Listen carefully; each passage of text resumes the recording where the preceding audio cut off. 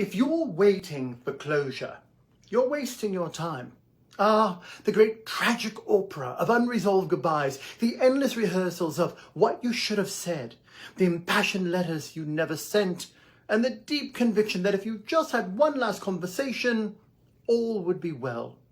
The thoughts we whisper to ourselves in the quiet corners of our mind, desperate little bargains with reality, clinging to the idea that the right words, the right timing, the right moment will finally bring the resolution we crave. Dearest reader, I regret to inform you that this is a fantasy of the highest order.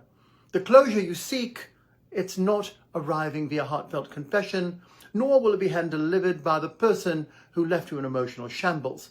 If they had the emotional intelligence to give you closure, you wouldn't be needing it in the first place, because closure is an inside job. I'm Dylan Moore, author, cognitive behavior specialist, and dedicated advocate for emotional healing on a global scale. Your trusted guide through the absurd social expectations that keep people in a labyrinth of self-imposed chaos. Let's challenge the unchallenged, and let's launch a delightful rebellion against the emotional absurdities and nonsense we've been conditioned to tolerate for far too long. In today's discourse, let's dismantle limiting beliefs, expose the attempts of small-minded individuals who insist on gaslighting others into self-doubt, and call out the ludicrous psychological gymnastics that keep people trapped in the niceties at their own expense. Because here's the truth. Closure is not a gift they give you. It's a decision that you make. Now, why the closure you want isn't coming?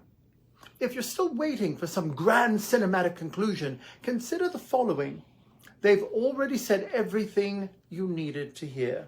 Their silence, their avoidance, their complete and utter lack of remorse, well, that was the message. You just didn't like the answer. You're hoping for an apology, a deep introspective realization where they finally recognize the error of their ways. Adorable, but unlikely. You want them to acknowledge your pain, but some people do not do accountability, darling. It's simply not on the menu. You're waiting for them to return so you can reject them first. The old I want the last word routine. Understandable, futile, but understandable.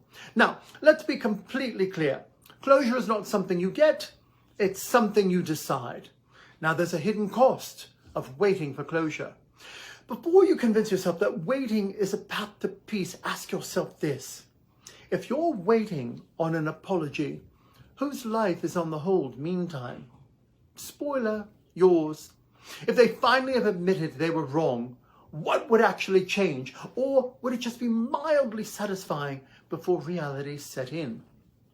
If you could rewrite the ending, would you choose peace? Or are you secretly clinging to the unfinished drama? Because if you're still standing at the train station waiting for someone who already left, you may want to consider boarding a different train. Now, how about to give yourself closure? Because they won't. Accept that their remorse is irrelevant. You do not need their permission to heal. Rewrite the ending yourself. It doesn't have to be poetic. It just has to be final. Stop trying to solve a mystery when the case is already closed. You're not a detective. You're a person who deserves peace. Realizing that you were the closure all along. The story ends with you, and you decide how it does. And now, a most scandalous realization. When you were sold the idea that closure comes from resolution, a mutual understanding, a dignified farewell, and an emotional epilogue tied up in a neat little bow. But real closure is not. It's messy, it's silent, and it's often one-sided. It's not found in their apology, but in your ability to stop waiting for it. So, tell me, who are you officially closing the book on?